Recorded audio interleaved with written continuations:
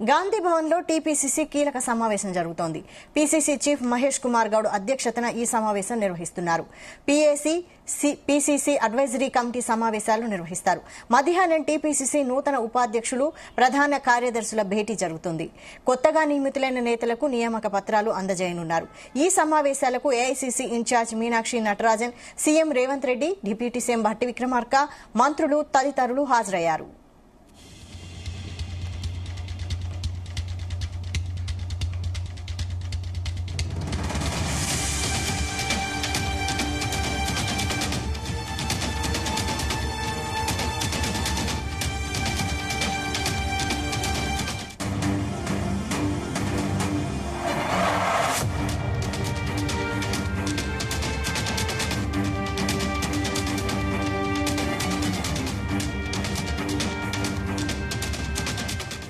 గాంధీ భవన్ లో టీపీసీసీ కీలక సమావేశం జరుగుతోంది. పీసీసీ చీఫ్ మహేష్ కుమార్ గౌడ్ అధ్యక్షతన ఈ సమావేశం నిర్వహిస్తున్నారు. పీసీసీ అడ్వైజరీ కమిటీ ఈ సమావేశాలు నిర్వహిస్తారు. మధ్యాహ్నం టీపీసీసీ నూతన ఉపాధ్యక్షులు, ప్రధాన కార్యదర్శుల భేటీ జరగనుంది. కొత్తగా నియమితులైన నేతలకు నియామక పత్రాలు అందజేయనున్నారు. ఈ సమావేశాలకు AICC incharge Meenakshi Natarajan, CM Revanth Reddy, deputy CM Bhatti Vikramarka, మంత్రులు తదితరులు హాజరయ్యారు. ఇదే అంశంపై మరిన్ని డీటెయిల్స్ సతీష్ లైవ్ లో అందిస్తారు. సతీష్. ఎస్ వైశాలి, గాంధీ భవన్ లో కొద్దిసేపటి క్రితమే పిఏసి రాష్ట్ర రాజకీయ వ్యవహారాల కమిటీ సంబంధించి మీటింగ్ కూడా స్టార్ట్ అయింది. టీపీసీసీ చీఫ్ మహేష్ కుమార్ అధ్యక్షతన సీఎం రేవంత్ రెడ్డి, రాష్ట్ర వ్యవహారాల incharge Meenakshi Natarajan, deputy CM Mallu Bhatti Vikramarka, మంత్రులు, కొంతమంది సీనియర్ నేతలంతా కూడా ఈ యొక్క పిఏసి మీటింగ్ లో జాయిన్ అయ్యారు. కొద్దిసేపటి క్రితమే స్టార్ట్ అయింది. అయితే మేజర్గా ఈ యొక్క పిఎస్సి సమావేశంలో రాష్ట్ర ప్రభుత్వ పథకాలు అమలు చేస్తుంది కాబట్టి మరి వీటిని పబ్లిక్లోకి తీసుకెళ్లడం, అదేవిధంగా ఇటు పార్టీ బలోపేతంపై ప్రధానంగా దృష్టి. ఎందుకంటే త్వరలోనే స్థానిక సంస్థల ఎన్నికలు జరగబోతున్నాయి కాబట్టి మరి ఈ నేపథ్యంలో మరి పార్టీని బలోపేతం చేయడం ఒకటైతే, మరోవైపు ప్రభుత్వ పథకాలు ప్రజలకి విస్తృతంగా తీసుకెళ్ళాలి. ఎందుకంటే గ్రామాల్లో కూడా పెద్ద ఎత్తున కూడా చర్చ జరగాలి. ఎందుకంటే ప్రభుత్వ పథకాలు ఇప్పటికే ఇంప్లిమెంటేషన్ అవుతున్నాయి. ఇటు ఇందిరమ్మ ఇల్లు కానీ, 500 రూపాయలకి గ్యాస్ సిలిండర్ కానీ, 200 యూనిట్లకు ఉచిత విద్యుత్ కానీ, అదేవిధంగా మహిళలకు బస్సులో ఉచిత ప్రయాణం, ఇటు రైతు భరోసా, ఇతర పథకాలు కూడా ఇంప్లిమెంటేషన్ అవుతున్నాయి కాబట్టి మరి వీటిని పబ్లిక్లోకి తీసుకోవడంలో మాత్రం కొంతవరకు కాంగ్రెస్లో మాత్రం కొంతవరకు చర్చ జరుగుతుంది, కొంతవరకు విఫలమవుతుందనే వార్తలు వస్తున్నాయి. కాబట్టి మరి ఈ నేపథ్యంలో ఇటు పార్టీ బలోపేతంతో పాటు అదేవిధంగా ప్రభుత్వ పథకాలు పబ్లిక్లోకి తీసుకెళ్లడం, అదేవిధంగా ఇటు స్థానిక సంస్థల ఎన్నికలు రాబోతున్నాయి కాబట్టి మరి పార్టీ పరంగా చర్యలు కూడా తీసుకోవాలి. మరోవైపు మొన్ననే 4 రోజుల క్రితం కూడా ఇటు AICC general secretary KC Venugopal కూడా టీపీసీ సంబంధించిన వైస్ ప్రెసిడెంట్లు దాదాపు 27 మంది, అదేవిధంగా 69 మంది ప్రధాన కార్యదర్శులు కూడా ప్రకటించడం జరిగింది. మరి వారికి కూడా ఈరోజు నియామక పత్రాలు ఇస్తారు.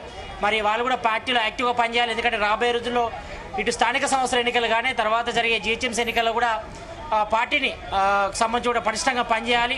మరి అత్యధిక సీట్లు కూడా ఎక్కువగా గెలిచే లక్ష్యంగా కూడా పనిచేయాలని కూడా పార్టీ క్యాడర్ కూడా TPCC chief Mahesh Kumar Goud, CM Revanth Reddy, మంత్రులంతా కూడా దిశానిర్దేశం చేశారు.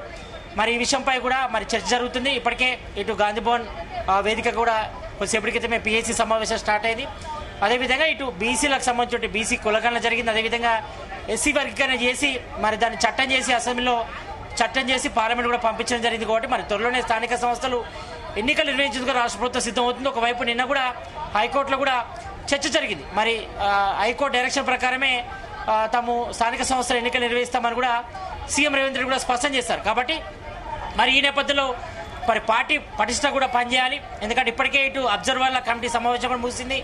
నిన్న రాష్ట్ర వ్యవహారాల ఇన్ఛార్జ్ మీనాక్షి నటరాజన్ కూడా మరి అబ్జర్వర్లు కూడా డైరెక్షన్ ఇవ్వడం జరిగింది. మరి జిల్లాలో మండలాల స్థాయిలో కూడా కమిటీలు వేసుకోవాలి, ఎవరికి వారు వేసుకోవాలి. అదేవిధంగా ఉపాధ్యక్షులు కానీ, తర్వాత డీసీసీ ప్రెసిడెంట్లు కానీ, తర్వాత అబ్జర్వర్ల కమిటీ కూడా వేసుకొని వారి పార్టీ బలోపేతానికి పనిచేయాలి. ఏదైనా అంతర్గతంగా వ్యతిరేకత ఉంటే మాత్రం అది ఇంటర్నల్గా చర్చించుకొని సాల్వ్ చేసుకోవాలి. మరి ఎవరు కూడా బయటకు వచ్చి మీడియా ముఖంగా ఎవరు కూడా చెప్పొద్దని కూడా చెప్పడం జరిగింది. అదేవిధంగా పార్టీ బలోపేతం, మరోవైపు ఇటు ప్రభుత్వ పథకాలు పబ్లిక్లోకి తీసుకెళ్లడం మాత్రం కొంతవరకు విఫలం అవుతున్నారు. మరి ఇటు ఇప్పటికే బీఆర్ఎస్, బీజేపీ నేతలు కూడా ప్రధానంగా ఆరోపిస్తున్నారు. మరి ఇప్పటికే ఇటు రైతు భరోసా కూడా మరి రికార్డు స్థాయిలో ఎప్పుడు లేనంత విధంగా 9 రోజుల్లోనే దాదాపు 9,000 పైగా కోట్లు కూడా రైతుల ఖాతాలు కూడా జమ చేస్తారు కాబట్టి మరి దానికి సంబంధించి ఈరోజు కార్యక్రమం ఉంది. రైతు భరోసా ఉత్సవాలు కూడా నిర్వహిస్తున్నారు. మరి రైతు సంబంధించిన వేదికల వద్ద రైతు సంబంధించి వేదికల వద్ద నిర్వహిస్తున్నారు కాబట్టి దానిలో ఇటు మంత్రులు ఎమ్మెల్యేలు అంతా కూడా పాల్గొనబోతున్నారు. మరి దానికి సంబంధించి కూడా ఈ యొక్క పిఎస్సి మీటింగ్లో చర్చ జరుగుతుంది. మేజర్గా మాత్రం ఈ యొక్క పిఎస్సి సమావేశంలో ఇటు పార్టీ బలోపేతం, అదేవిధంగా రాబోయే స్థానిక సంస్థల ఎన్నికల్లో మరి ఏ రకం ముందుకెళ్ళాలి, అత్యధిక స్థానాలు కాంగ్రెస్ గెలవాలని కూడా టార్గెట్గా పెట్టుకుంది కాబట్టి మరి దానికి ఏ రకంగా ముందు ప్రిపరేషన్ చేయాలనే విధంపై కూడా చర్చ జరుగుతుంది. అదేవిధంగా ప్రభుత్వ పథకాలు ఇంప్లిమెంటేషన్ జరుగుతున్నాయి కానీ పబ్లిక్కు మాత్రం వెళ్ళట్లేదు, ప్రచారం జరగట్లేదు అనే ఒక అపవాదం ఉంది కాబట్టి మరి వీటన్నిటిపై కూడా ఈ యొక్క పిఎస్సి సమావేశాలు కూడా సీఎం రేవంత్ రెడ్డి క్యాడర్ అంతా కూడా అధ్యక్షుడితో చేరున్నారు. ఇక మరోవైపు కొద్దిసేపటి క్రితమే ఇటు క్రమశిక్షణ కమిటీ కూడా భేటీ అయింది.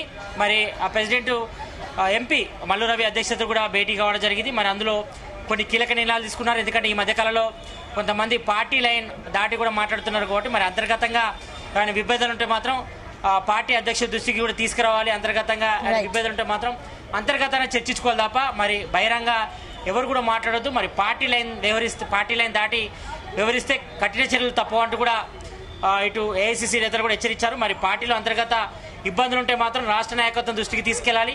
బహిరంగ కామెంట్లు చేస్తే మాత్రం చర్యలు తప్పవు అంటూ కూడా ఎంపీ అదేవిధంగా క్రమశిక్షణ కమిటీ చైర్మన్ మల్లు రవి కూడా చెప్పడం జరిగింది ఈ సమావేశంలో. అదేవిధంగా వరంగల్ నేతల పంచాయతీ పైన కూడా కమిటీ కూడా చర్యలు కూడా తీసుకుంటూ దీనిపై కూడా ఒక కమిటీని కూడా ఏర్పాటు చేశామని చెప్పారు.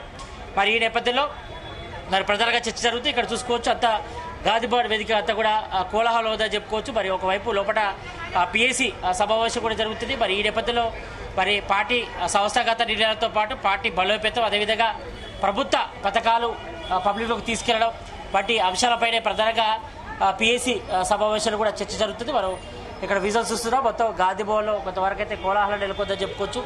ఎందుకంటే ఇటు టీపీసీసీ పూర్తి స్థాయి కార్యవర్గం ప్రకటించలేదు. మరి ప్రజెంట్ అయితే మాత్రం వైస్ ప్రెసిడెంట్లు, అదేవిధంగా ప్రధాన కార్యదర్శులు మాత్రమే ఏఐసిసి నేతలు ప్రకటించారు. మరి త్వరలోనే వర్కింగ్ ప్రెసిడెంట్లతో పాటు అదేవిధంగా స్పోక్స్ పర్సన్స్, అదేవిధంగా డామినేటెడ్ పోస్టులతో పాటు ఇటు డీసీసీ ప్రెసిడెంట్లు కూడా ఏఐసిసి నేతలు కూడా ప్రకటించేది కూడా లిస్ట్ అయితే ప్రిపేర్ చేస్తున్నారు. మరి ఈ నేపథ్యంలో ఈ రోజు పిఎస్సి సమావేశంలో తీసుకున్న నిర్ణయాలు కూడా మరి పార్టీ బలంతో పాటు అదే ప్రభుత్వ పథకాలు తీసుకెళ్లడంపై ప్రధానంగా పిఎస్సి మీటింగ్ లో చర్చ జరుగుతుంది. Thank you Satish.